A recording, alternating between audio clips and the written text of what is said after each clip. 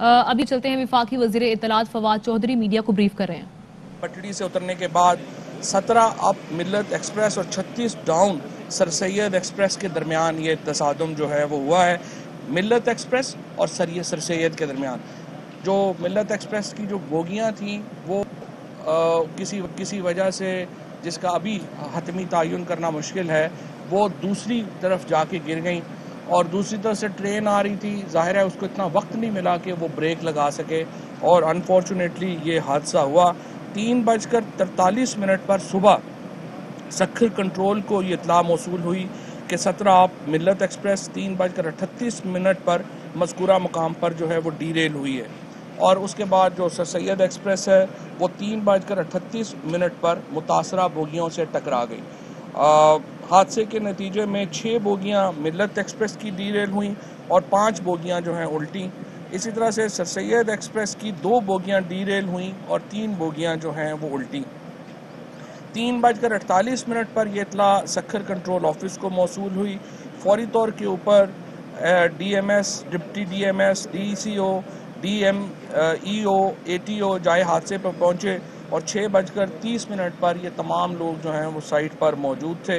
फौरी तौर के ऊपर वज़ीर आज़म साहब जो है उनको जो ही इत्तला मिली, उन्होंने आज़म सावाती साहब को हदायत की कि वो फौरी तौर के ऊपर जाए हादसा पर पहुँचें। वो सुबह 9 बजे खसूसी त्यारे के ऊपर जाए हादसा में पहुँचे और 31 अफराद इस हादसे में जाँ बहक हुए हैं और 100 से ज़्यादा इसमें ज़ख्मी हैं और हमें ख़दशा है कि इसमें जो जाँ बहक होने वालों की तादाद है उसमें इजाफ़ा भी हो सकता है। तो पूरी कौम इस वक्त इन ख़ानदानों के दुख में शरीक है और इसकी जो ही इब्तदाई इसकी जो मालूमात हैं या इंक्वायरी जो सामने आएगी वो इंशाल्लाह हम उसमें कौम को शरीक रखेंगे। बदकिस्मती से एक तवील अरसे से रेलवे के निज़ाम में या बाकी महकमों में जो सरमायाकारी होनी चाहिए थी वो नहीं हुई। उसके नतीजे में हम देखते हैं कि तमाम इदारे ही डिटेरिएशन का शिकार हुए हैं और रेलवे के अंदर भी अब ML1 एक 74 साल के बाद सबसे बड़ा प्रोजेक्ट है जो कि हमारी हुकूमत दे के आई है और ML1 के बाद इंशाल्लाह रेलवे की हैयत और नौयत तब्दील होगी और ये जो हादसा हुआ है इसके ऊपर ज़ाहिर है कि हम अफसोस ही कर सकते हैं। आज इलेक्शन कमीशन से हमारी मुलाकात हुई, ये दूसरी मुलाकात थी जो इलेक्शन कमीशन से हम है और जो हुकूमती वफ़द है जिसमें मेरे अलावा शिबली फराज साहब शामिल थे, डॉक्टर बाबर रहमान साहब शामिल थे, शहजाद अकबर साहब शामिल थे। हमने इलेक्शन कमीशन से 4 अमूर के ऊपर हमारी गुफ्तगू हुई है। सबसे पहले वो लेजिस्लेशन या इलेक्टोरल रिफॉर्म्स बिल जो कि पिछले साल अक्टूबर से नेशनल असम्बली में पेश किया है। इस बिल के ज़रिए हमने इलेक्शन के प्रोसेस में 49 तरामीम जो हैं वो इंट्रोड्यूस कराई। इन 49 तरामीम के ऊपर जो लेजिस्लेशन है वो हम अपोजिशन के साथ भी हम चाहते हैं कि वो हमारे साथ बैठें, अपना नुक्ता नज़र पेश करें और एक ऐसे इंतखाबात की तरफ हम बढ़ सकें जिसके ऊपर पाकिस्तान में तमाम लोगों को मुकम्मल एतमाद हासिल हो। इसके बाद दूसरा जो नुक्ता है वो इलेक्ट्रॉनिक वोटिंग मशीन है यानी EVM है।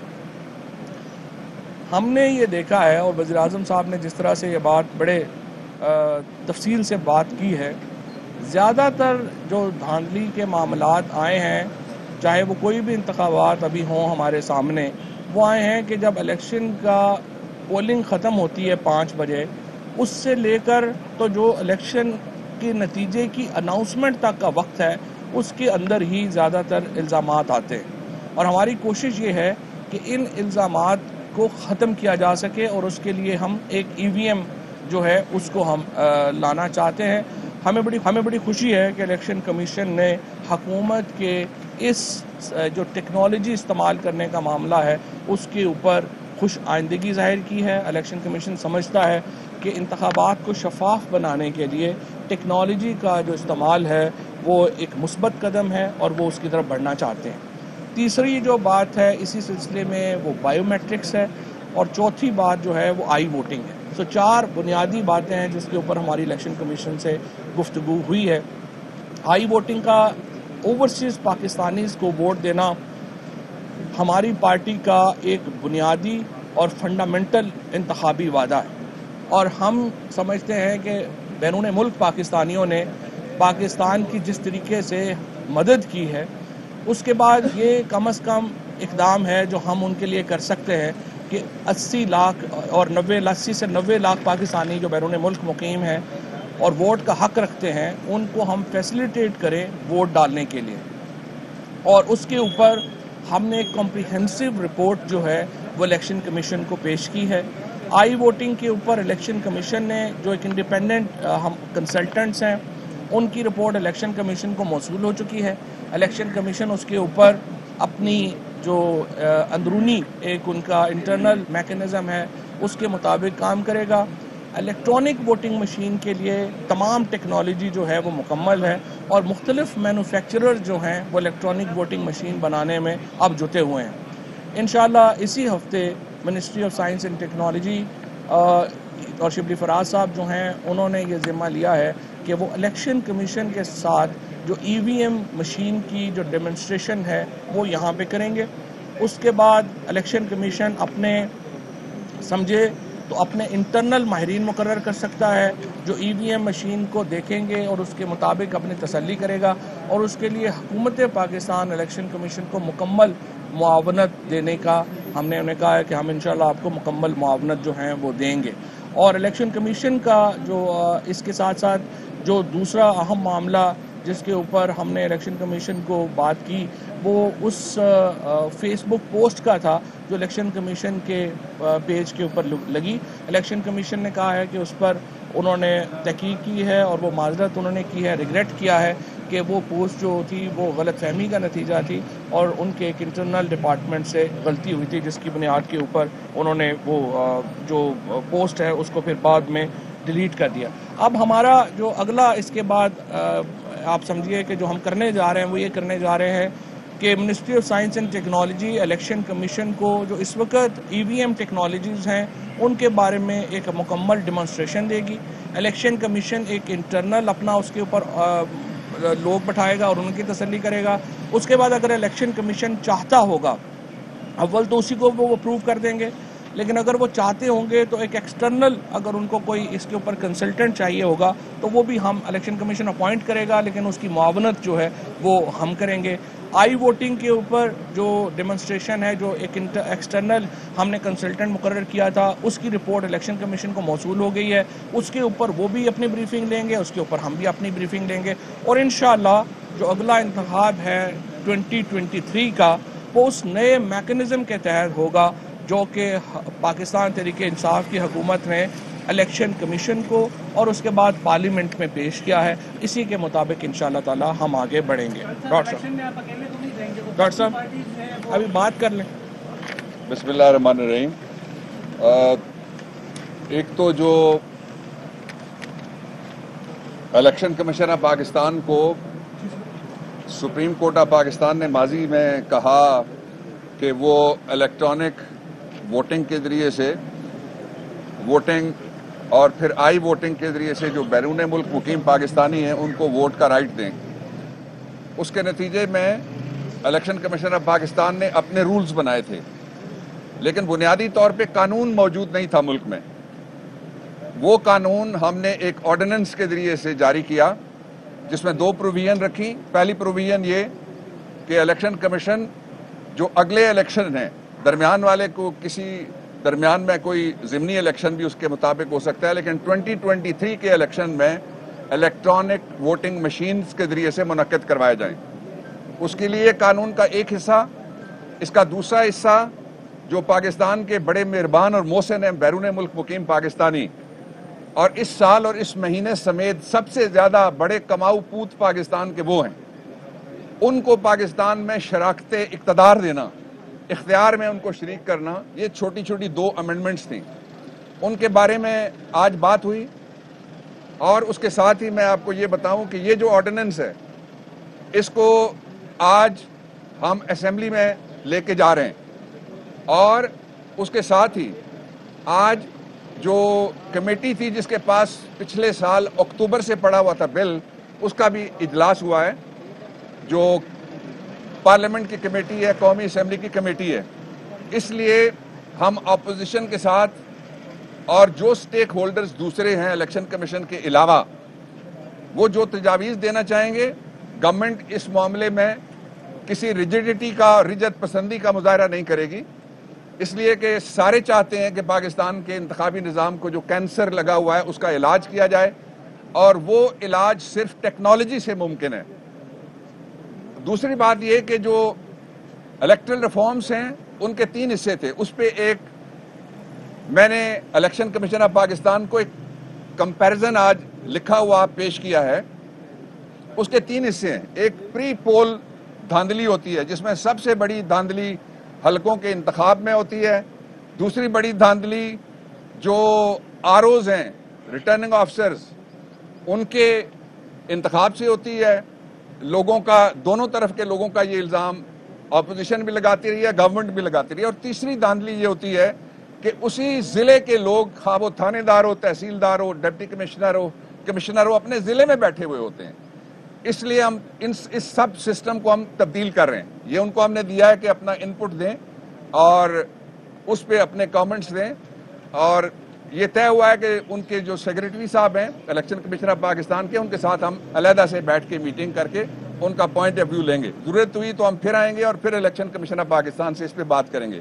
دوسرا ہو گیا پولنگ کا دن, اس کو ٹرانسپیرنٹ بنانا, اس کو محفوظ بنانا, وہ ٹیکنالوجی کے ذریعے سے ممکن ہے. اس پہ بات انفارمیشن منسٹر ابھی کر رہے تھے, آپ نے سن لی.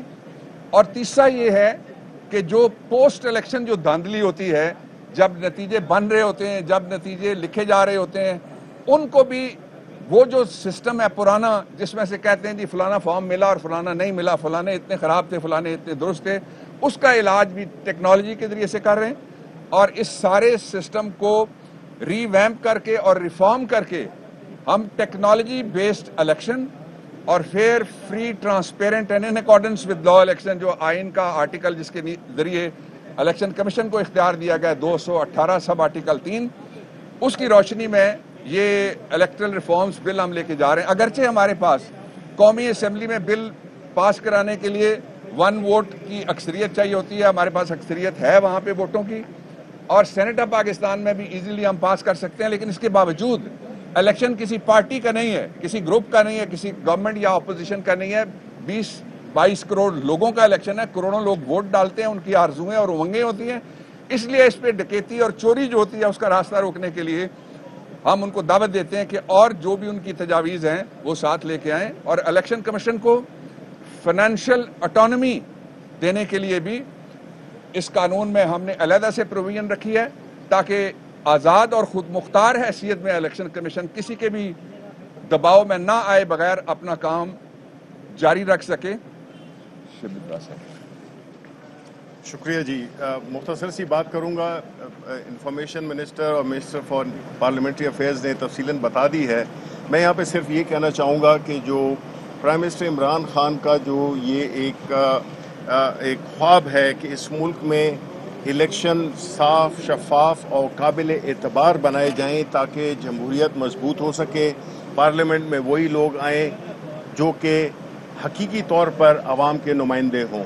اس مقصد کے لیے جو انہوں نے 3 منسٹریز پہ مشتمل ایک ٹیم بنائی ہے, جس میں کہ منسٹری آف انفارمیشن ٹیکنالوجی ہے جو کہ آئی ووٹنگ کو دیکھ رہی ہے, منسٹری آف پارلیمنٹری افیئرز ہے جو کہ اس لاء کو دیکھ رہی ہے اور لاء پاس کروایا ہے اور ابھی آرڈیننس پاس کرایا ہے, ابھی لاء میں بھی پاس ہوگا, اور ministry of science and technology ہے جو کہ الیکٹرانک ووٹنگ مشین پہ دن رات کام کر رہی ہے. اس میں ہم ایک ایسی آپشنز جو کہ ہر طرح سے الیکشن کمیشن کی ان تجربات یا ان ریکوائرمنٹس کو, ان کی جو ضروریات ہیں جو کہ ایک مشین حاصل کر سکتی ہے الیکشن کو قابل اعتبار صاف شفاف بنانے کے لیے, اس پہ جو ہے تو ہمارا بڑا قریبی رابطہ ہے. ہم ان کے شکر گزار ہیں, وہ ہمارے ساتھ کوآپریٹ کر رہے ہیں. ہماری منسٹری آف سائنس اور ٹیکنالوجی کا یہ آبجیکٹو ہے کہ ہم جو لوکلی پروڈیوس کی ہوئی مشین ہے جس پہ کہ دن رات کام ہو رہا ہے, اور انشاءاللہ کچھ ہی ہفتوں میں وہ بھی سامنے آ جائے گی, اور اس طرح جو ہم اس میں کوئی فیورٹ نہیں ہے, ہم جو بھی چاہیں گے کہ وہ جو کہ ان ریکوائرمنٹس کو پورا کر سکے اس پہ ہم جو ہے تو کام کر رہے ہیں, اور انشاءاللہ قوم کو یہ جو آنے والا الیکشن ہے امید ہے ہماری کبھی امید ہے کیونکہ پرائم منسٹر خان صاحب اسی پہ مصر ہیں کہ ہمیں ایک الیکشن جو ہے نا ایسا بھی کرنا چاہیے جس پہ کہ سارے پاکستان کو اعتبار ہو اور بغیر کسی وہ کنٹروورسیز کے ہو. تو اس میں ministry of science and technology اپنا بھرپور کردار ادا کر رہی ہے اور ادا کرتی رہے گی. شکریہ. فراز صاحب آپ کیونکہ ٹیکنالوجی کے وزیر ہیں، فواد چودھری صاحب بھی ٹیکنالوجی کے وزیر رہے ہیں، تو آپ بتا سکتے ہیں کہ RTS کی ٹیکنالوجی کے ساتھ کیا ہوا تھا گزشتہ الیکشن میں اور ابھی تک کیا آپ کی فائنڈنگ ہے حکومت کی؟ دیکھیں یہ ماضی کے قصے ہیں، ہم آگے کی طرف دیکھ رہے ہیں. آپ ہمیں وہ الیکشن کمیشن سے آپ سوال پوچھیں اور ہم جو ہے نا ہم مستقبل کی بات کر رہے ہیں کہ آئندہ یہ چیزیں نہ ہوں. یہ سارا مقصد جو ہے وہ اسی لیے ہے کہ یہ جتنی بھی مسائل ہیں یہ آگے نہ پیدا ہوں. اپنے پرانے تجربوں سے سیکھ کر اس کو فیکٹر ان کر کے اور ہم اس کو آگے لے جا سکیں. آپ نے کیا سیکھا؟ یہ تو الیکشن کمیشن بتا دی.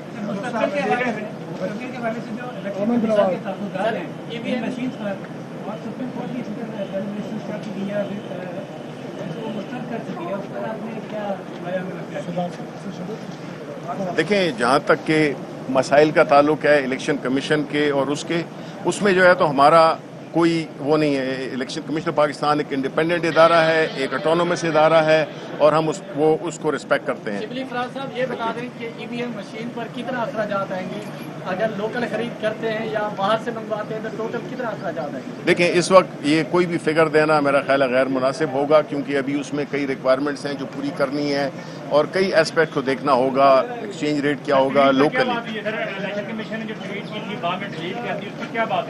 وہ جی انفارمیشن منسٹر صاحب نے اس کا جواب دے دیا ہے. یہ آئے روز ٹرین حادثے کے حوالے سے بات کرنا چاہ رہا ہوں کہ آئے روز جو ہے یہ حادثے پیش آ رہے ہیں. تو خان صاحب پہلے کہتے تھے جی نون لیگ کے دور میں کہ فوراً استعفیٰ دے دینا چاہیے، یہ ہو جانا چاہیے. تو اب یہ کیا ہو رہا ہے کہ ہر 2 ماہ کے بعد حادثہ ہوتا ہے، پھر اس کے بعد 10-10 لاکھ 5-5 لاکھ فنڈ دے کے اور عوام کی کوئی جانوں کی کوئی قیمت نہیں ہے. کسی وزیر نے اب استعفیٰ دیا اس وجہ سے؟ دیکھیں ہمیں جو بھی ہوا ہے ظاہر ہے کہ وہ دلخراش واقعہ ہوا ہے اور اس طرح کے واقعات نہیں ہونے چاہیے. بعض ڈیولپ ملکوں میں بھی ہوتے ہیں لیکن ہمارے ملک میں شاید کچھ زیادہ ہوتے ہیں.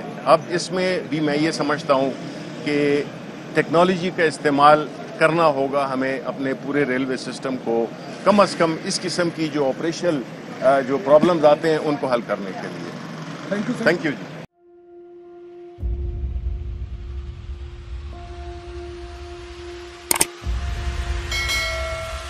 السلام علیکم ناظرین، آپ دیکھ رہے ہیں پروگرام کاشف عباسی کے ساتھ. آج ویلکم بیک ناظرین. السلام علیکم. لوگوں سوالے کے ساتھ میں ہوں.